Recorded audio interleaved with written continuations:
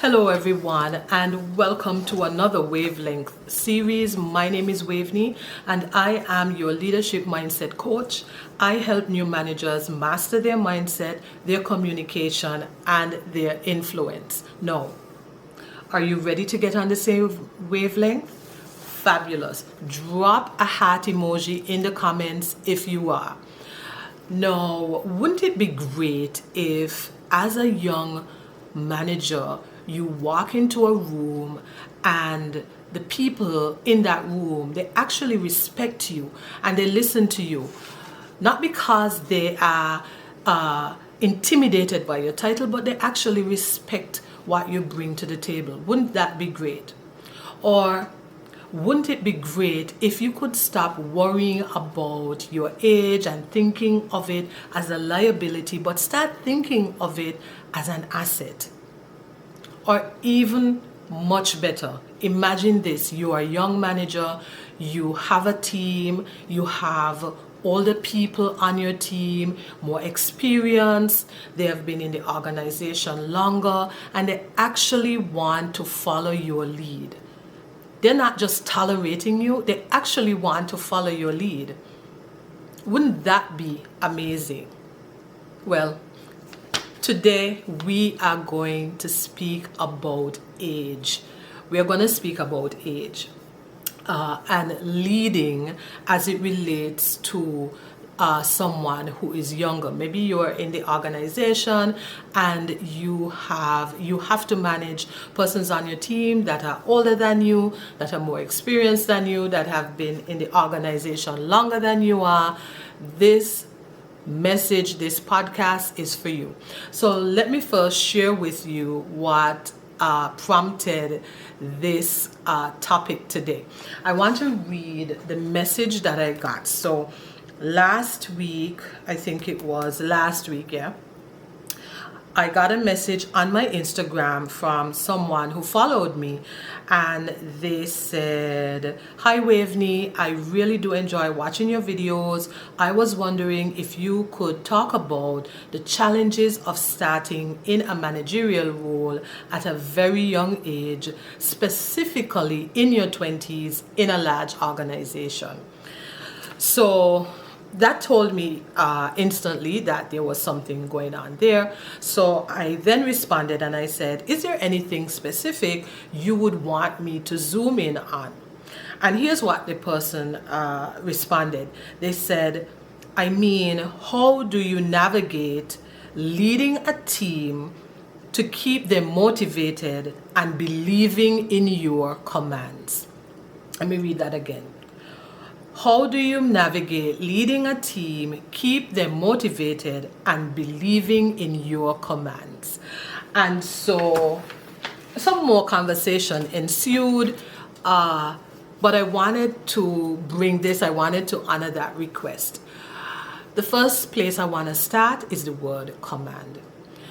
If you have to resort to commands, right, there is a huge problem. Now, we have a thing in the Caribbean where we say English is a funny language, right?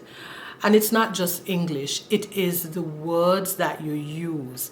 As an influential leader, we have to be very careful of the words that we use. And sometimes it isn't a matter of us using unprofessional words or like cuss words, or it isn't even that we are belittling anybody, like totally being unprofessional. Many times we get into problems because of the language, because of the words that we're using, because words equal meaning, equals intentions and energy. So when you say the word command, what first comes to mind? Right? You first think about perhaps the military, you think about someone being an authority figure, very authoritarian. You think about it. The word command is a very negative word in the context of leadership. It's not about having someone believe in your commands. We don't command people. And I'm happy that person reaches out. So when they see this video, it's an opportunity for them. Influential leadership is not about using your position and your title to get things done. Of course, you're going to get things done because people are going to be intimidated and they might be scared, intimidated by you. They may have a fear about losing their jobs. But wouldn't it be even much better if people follow you because they genuinely they believe in your vision, they believe in your leadership? Wouldn't that be much better? And so for me, the fact that that person is using the word, and maybe they use the wrong word, I don't know, but it's great that they did use that word in the message, so that I can share this with you, that we have to be mindful of the language that we use. Like I mentioned, the command is it signals authority. I don't know why I'm having a hard time saying the word authoritarian. Okay. That's what it gives off. And I'm not going to delve a lot into it today, because about 2 podcasts ago, I spoke about I don't want to put anybody out of bread. I spoke about the plantation system. I spoke about the fact that, the way that our models for leadership really stemmed from the plantation system, the system of do as I say, not as I do. This place, this feeling of I am above and you are below. The new style of leadership, you're not going to get anywhere with that. You are not going to get anywhere with that. And so if you are a young manager and you are struggling with that, it could be because you have not tapped into the identity of what it means to be an influential leader. You haven't really thought about how to lead, and your model of leadership, the examples that you're following are broken. They're not successful, and this is the reason why you are not being successful in your role. But stick with me, because Wave's got you. So I just wanted to highlight that before we move into the content, because the person did want me to speak about age. And so if you are someone who is in your 20s, or it doesn't even matter, you don't even have to be in your 20s, but if you are managing a team and you have people on your team that are much older than you, then this will be helpful. So don't lean into that command mode. And so why does this matter? Why is this topic important? It is important because 60% of new managers, they fail within the first 24 months. They get burnt out, and the stakes are even much higher when you are younger. And this is such an important conversation to have, because the world nowadays, young people in their 20s and so forth, there's so much opportunity. It's an exciting time to be alive, right? There's so much opportunity that are afforded to them that people in my age bracket, we didn't get that opportunity when we was that age, right? When we were that age, when I was growing up, the people who were in authority, they were much older. I don't even know how much older. Anyway, I'm a child of the 70s, so figure that out. I'm not going to say how old I am, right? But I'm a child of the 70s. So this is a real dilemma for people who are young. How do they lead? How can they be successful? Because what happens is people question their decisions because of their age. They go around them. They may give an instruction.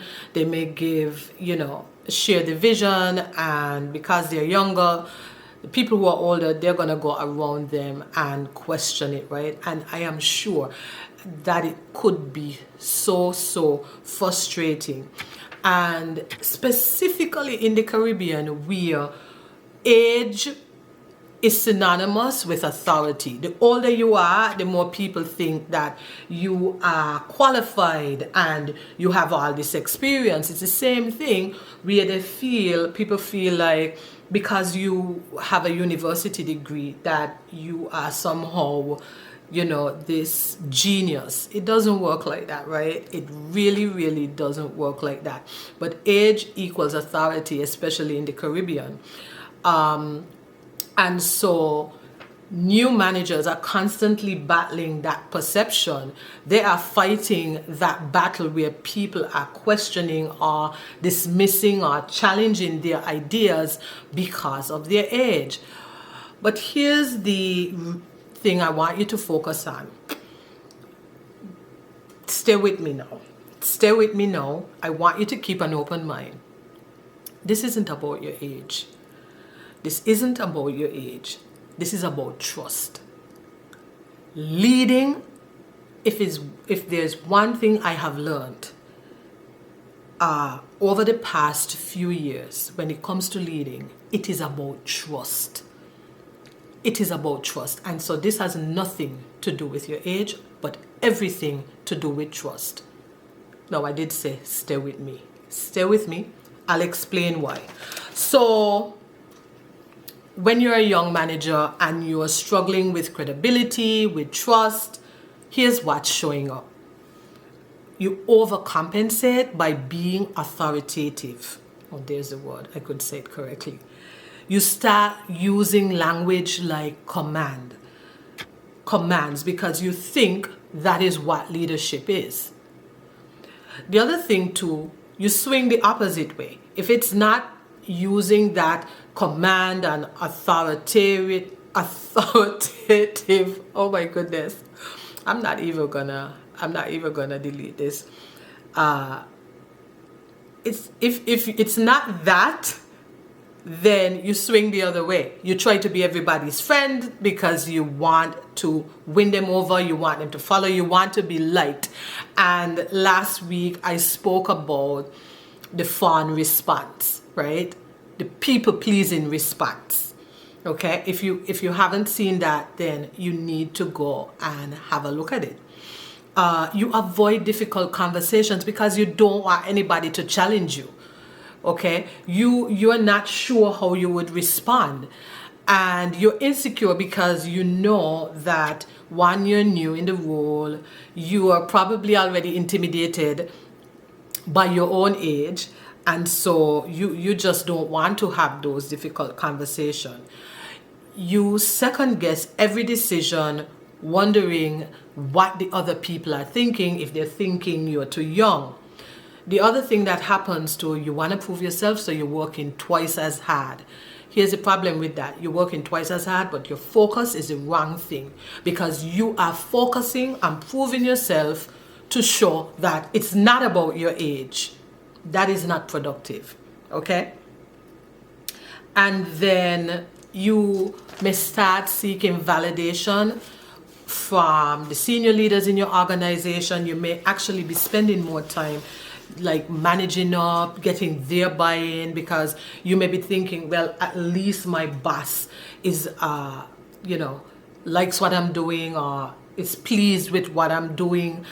So you don't spend time managing your team, and that's not a good place to be. There must be a balance. And so let's talk about what's happening to you on the inside. Of course, it's the same thing. You have imposter syndrome, right? You have imposter syndrome on steroids, because you are constantly scanning to see if people don't respect you. That's what you're looking for. You already have this belief about your age, and so when someone says something, it's about, do they respect me or not? Okay. The other thing too is when you share information, you're thinking about whether or not you're going to be challenged. And so you don't show up with confidence. You don't show up authentically. You don't show up in the way that you need to show up, because you have that not resistance, but you have that little thing in your head that you're wondering, will somebody call me out? Will they challenge me? Excuse me. You have anxiety because do you realize that all these what's happening on the inside is almost the same? The stress, the anxiety, the frustration, the imposter syndromes, things like that. Do you realize that these situations create the same type of feelings in our bodies? You start to resent people when they challenge you, right? You see it as an attack. So you start to resent them. Instead of being open, instead of asking more questions, you actually resent them. You don't want that. All of this is happening because there's a story about your age that you are telling yourself. Okay? And so if this sounds like you, keep listening. I've got you. So what's really happening is, again, your nervous system you're in your sympathetic nervous system. That's your stress response, and you are perceiving the environment as a threat, and that's how you show up. One of the things that I want you to be aware of, every one of you who are listening to be aware of, is sometimes, many times, we feel like it's the other person. And here I'm not just talking about this situation. If you believe that someone doesn't like you, I'm going to use this one. If you believe someone doesn't like you and you're about to meet them, I want you to think about how you're going to show up. Will you show up comfortable? Will you be will you have positive thoughts running through your head? Or will there be some sort of resistance? Will there be some sort of guardedness? Right? It's the very same thing. When we believe that people are going to challenge us because of our age, or something is going to be difficult because of whatever, there's an energy in which we show up in, because it's our nervous system trying to protect us. The funny thing is, people pick up on these non-verbal cues, and so they respond accordingly, because to the other person they might say, well, okay, this person doesn't like me, or there's something off with this person, or this person makes me feel uncomfortable, and we get into this strange dance of the energies. I want you to really think about that concept. I really want you to think about it, okay? And so what's really happening is your nervous system it perceives it as a threat. It's trying to keep you safe. You are thinking, these people don't want me here because of my age, and this is what is going on. But here's a question. It's a powerful question I want you to think about, and I want you to journal it out. I want you to just not think about the answer in your head, because what you're dealing with, your perception, what you're thinking, has a root cause. And so I want you to think about this question. What made you believe that your age makes you less valuable or less capable as a leader? Okay, let me repeat that.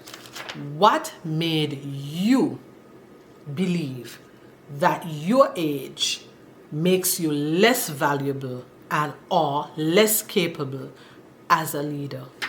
What was it? Okay? Because that is the belief that is running the show. That belief right there. It is running the show. And this is why you are here. Okay, so let's shift this a little bit and let me share with you some tips, some things that you may want to consider, some recommendations that will actually help you to build trust. Because as I mentioned before, this really is about trust. It's not about your age, it's about trust. Okay, so it comes down to 5 things, and it's not about tactics, it's not about strategy. This is about transforming the way we think. Okay, number 1 is address your limiting beliefs about age, because it is a limiting belief.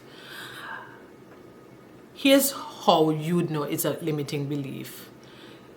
You can find there are people in this world who they're younger, right? They're in their 20s, they're just like you, who are managing older people on their team, and they don't have that issue. It's not about age. It's not about age. So you need to address your limiting beliefs about age. This is the first step. You can't skip this step. You have to work on this step. And I'm going to ask you this question again. What made you believe that your age makes you less valuable or less capable as a leader? Was it something someone said to you? Was it the fact that you were passed over for a promotion? Was it seeing an older colleague or employee get automatic respect, but you had to fight for it? Was it a comment somebody made? Oh, you're too young. What was it? What is the story? Because that story created that neural pathway in your brain that formed that belief. You get to the root of that, we're halfway there. Okay? And so what happens is every time you have a situation, that belief runs the show. And so here's some common limiting beliefs around age. I'm too young for people to take me seriously. I need to be older to have authority. People won't respect me because I'm younger than them. I have to prove I'm mature enough to lead. My age is a disadvantage. These are some limiting beliefs.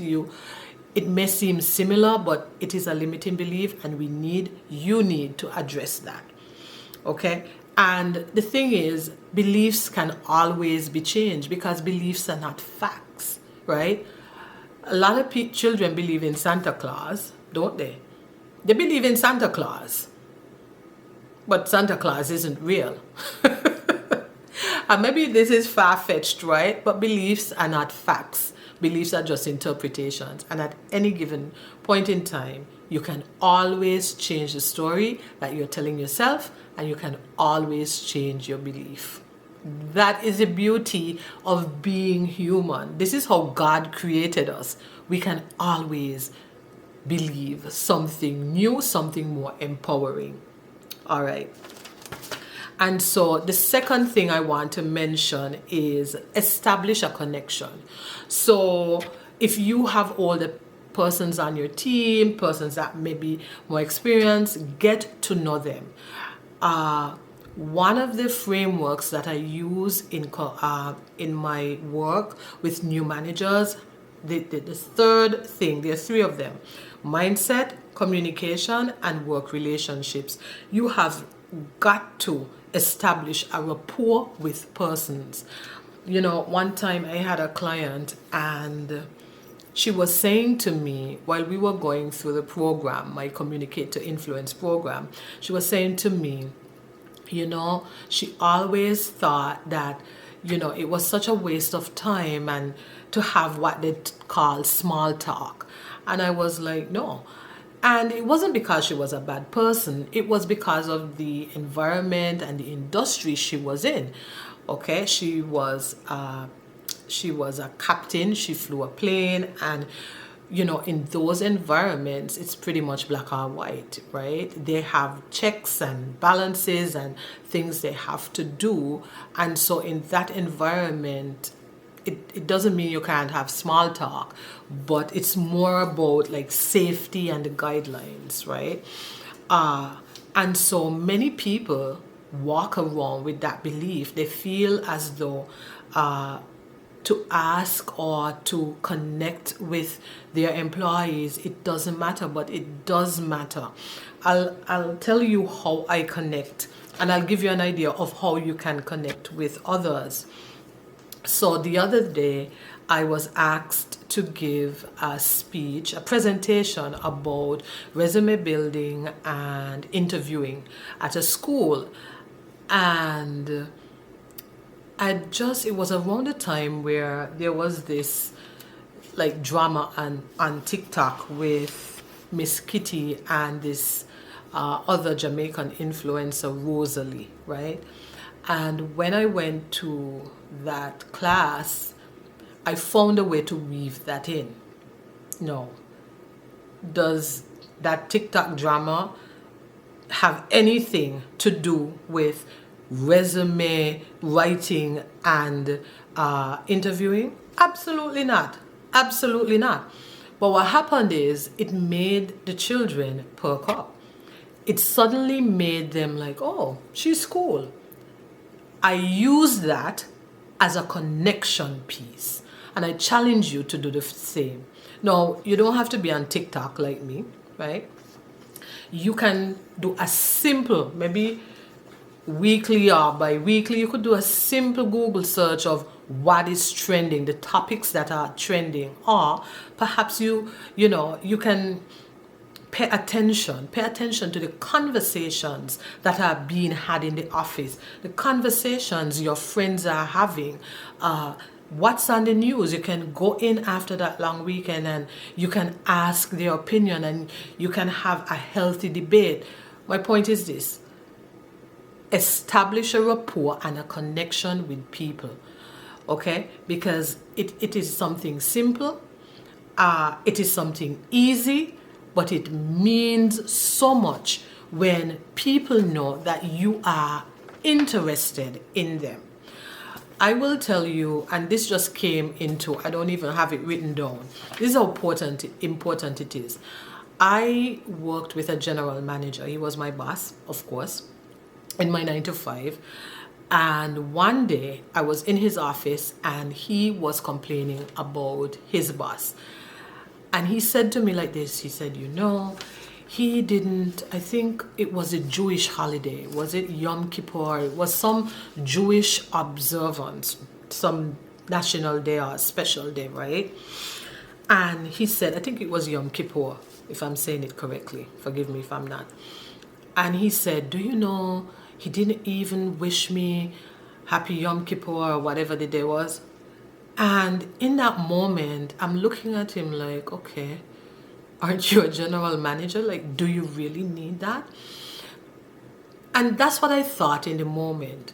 But over time, I've come to realize that these things are important. And so I wanted to bring this to the forefront to you, to show you that even at the absolute top, that people want to be seen, heard, and recognized.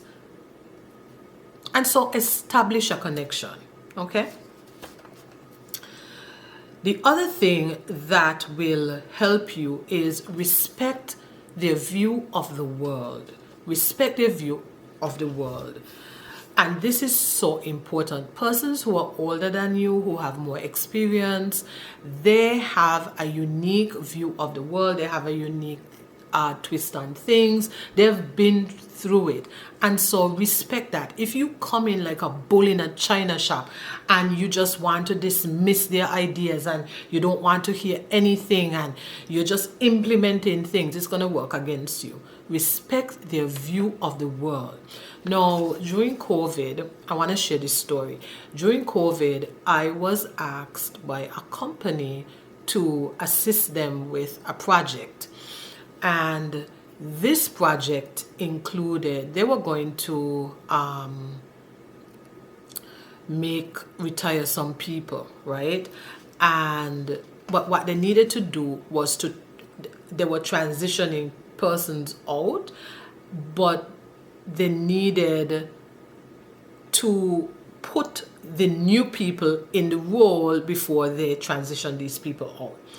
But here's the tricky part, and this is where I learned this term institutional knowledge, right? So this is where I learned the term institutional knowledge. Institutional knowledge. And it simply means that these people that they were transitioning out, they were in the organization. They started, they were like employees number one.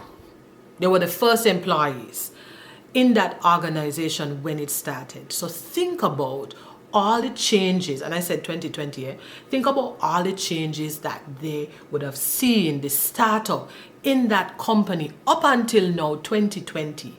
And they had something that nobody in that organization had, which was institutional knowledge. The tricky thing about institutional knowledge is that you as a person who have that knowledge, you may think, well, oh, it's just another thing, it's not important. However, it is super important because the other people wouldn't know where to look, they wouldn't even understand, they wouldn't have the context behind it. And I saw that and I was blown away.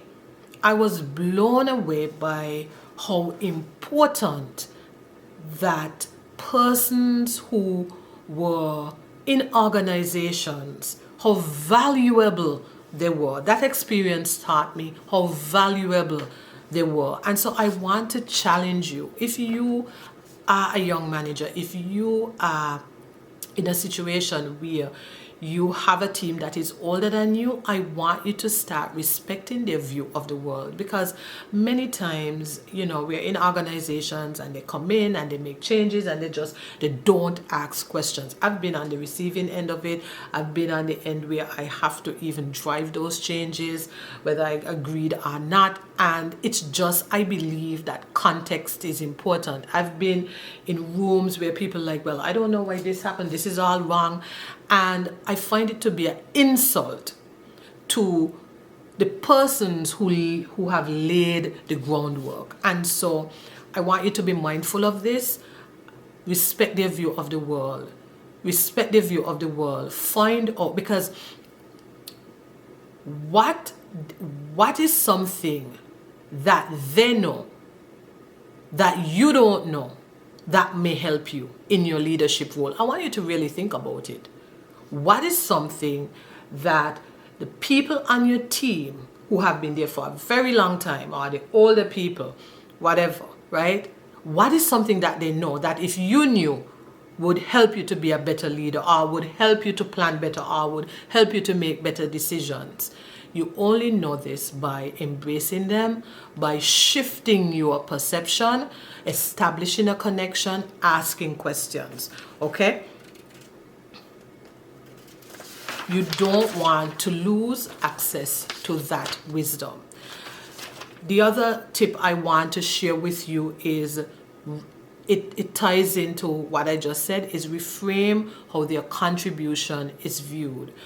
When we look at movies, I'm not a movie buff, but when you look at movies, certain movies, especially movies with heroes, okay, there's always, on the hero's journey, there is always someone who is in the background, a mentor, a guide, an oracle, the person who has the wisdom, who helps this person to fulfill their destiny.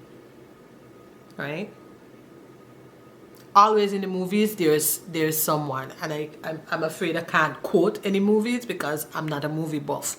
But if you are, you would recognize that there's always this person in the foreground. Their role is to help that person fulfill their destiny, and it's usually someone who has that wisdom. Reframe how their contribution is being viewed. Okay? Your older team members are not obstacles to your leadership. They're oracles. tap into that wisdom. Okay? Let me challenge you also, instead of seeing them as resistant to change, see them as protectors of what works. Instead of seeing them set in their ways, see them as experienced navigators. Instead of seeing them as threatened by you, see them as waiting to see if you're worthy of wisdom. And I want to share with you that when it comes to persons who are older and we feel like, in this age of AI, it's so easy to, they don't know how to use a computer, or they're resistant to this particular change. I will tell you, change is difficult. You don't like to change. We all don't like to change. We like the familiar. I want you to put yourself in that person's shoes. Think about if it was your mom or your grandmother and they are working in a place for a very long time and now all these changes are coming, how would they feel? Many persons that work, and I'll tell you this from an HR standpoint, right? And in hospitality, to be exact, because a lot of the jobs that are done in hospitality are menial work. You don't need, unless you're at a managerial level, you don't need a degree. You don't even need a degree to work at a managerial level, at least, right? In the more advanced countries you do, but I will tell you, the persons in hospitality, if you hear the stories, there are people who have worked their way up. Anyway, I digress. But I want to share with you that sometimes it is very difficult for persons to make that switch, especially in this age where it's such a digital age, it's such a technology-driven age. Persons do have a difficult time adjusting. And there's also a fear. There's also a fear because what they know is all they've known. And to make that switch, they're going out into the comfort zone. And when people are at a certain age, they're scared. They're really scared. And so I want to challenge you to give people grace. I want to challenge you to be more empathetic. I want to challenge you on that, right? Because everybody has a contribution, right? Everybody can contribute in some way. And if the organization is moving towards a more fluid, a more advanced stage, there are other conversations to be had. But I want to challenge you to see the strengths, not just see the weaknesses, not just see what's not working, but also see the strengths, okay? And reframe how their contribution is being viewed. And then lastly, you build trust, because again, this is not about your age, this is about trust. And trust is built with consistency. Trust is built with consistency. And so you have to be consistent in connecting with them. You have to be consistent in listening to them. You have to be consistent in your leadership, in genuinely asking questions and not just, this is my way or the highway type of approach. And so I wanted to share this with you. Let me see if there's anything else on my notes that I wanted to share. I think that's about it. But the last thing I want to leave with you, going back to that phrase, commands. Commands are what you use when you don't have influence, right? You command people when you don't have influence. You resort to other tactics when you don't have influence. When you have influence, people may not agree with you, but they'll follow the vision. They already know who you are. They respect you. And this is the type of leadership that I am sharing with you that has worked for me. But it's the long game, right? It's the long game. Leadership isn't something that you snap your fingers and it happens overnight. It is, you have to be in this for the long game, and you have to be willing to look at yourself to change, because it's not about, And this is the other thing I realized. It's not about the other people changing. It's about you changing. It's about you adapting. It's about you taking the higher road and you tapping into that influential leader.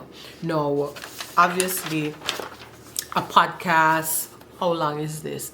Maybe 30 minutes won't help. 35-minute podcast won't be able to help you. So this is the work I do as a leadership mindset coach.